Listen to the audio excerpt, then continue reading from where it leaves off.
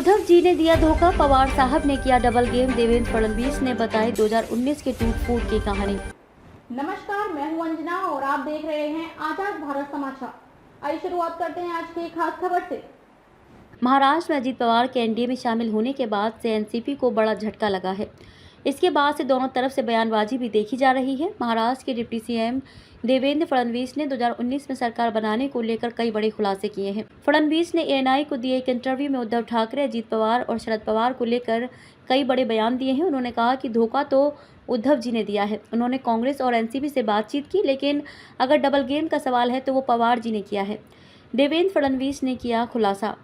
फडणवीस ने कहा कि महाराष्ट्र में मेजॉरिटी आने के बाद जिस समय उद्धव ठाकरे के ध्यान में आया कि नंबर्स इस प्रकार के हैं कि वो हमसे अलग होकर दूसरे दो लोगों के साथ चले जाएं तो सरकार बन सकती है।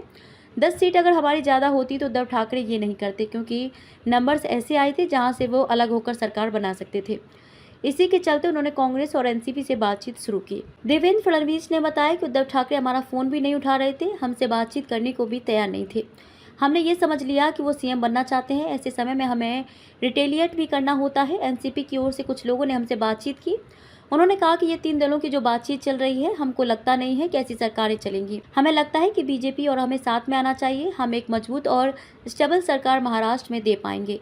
इसके बाद फडणवीस ने अपनी पार्टी नेताओं से बातचीत की और कहा कि उद्धव ठाकरे तो हमारे साथ नहीं आने वाले हैं, तो हमें कम से कम इतना तो करना होगा कि वो कामयाब ना हो। इसके बाद मुझे अनुमति मिली और मैंने एनसीपी अध्यक्ष शरद पवार के साथ बैठक की। शरद पवार ने इस बात को माना कि महाराष्ट्र में स्टेबल सरकार देंगे, बीजेपी और एनसीपी साथ में आएंगे। शरद पवार ने ये जिम्मेदारी मुझ पर और अजीत पवार को दी थी। डिप्टी सीएम ने आगे कहा कि हमने कई चीजें तय की, लेकिन एक सुबह शरद पवार पीछे हट गए और शरद पवार ने इनके साथ जाने का फैसला किया। इसके बाद अजीत पवार ने कहा, इतना आगे जाने के बाद मैं वापस पीछे नहीं आ सकता हूं। मैं ऐसा काम नहीं कर सकता हूं, क्योंकि आपने मुझे आगे भेजा और मुझे जिम्मेदारी दी थी। और ताजा खबरों के लिए जुड़े रहिए मुंबई हलचल के साथ।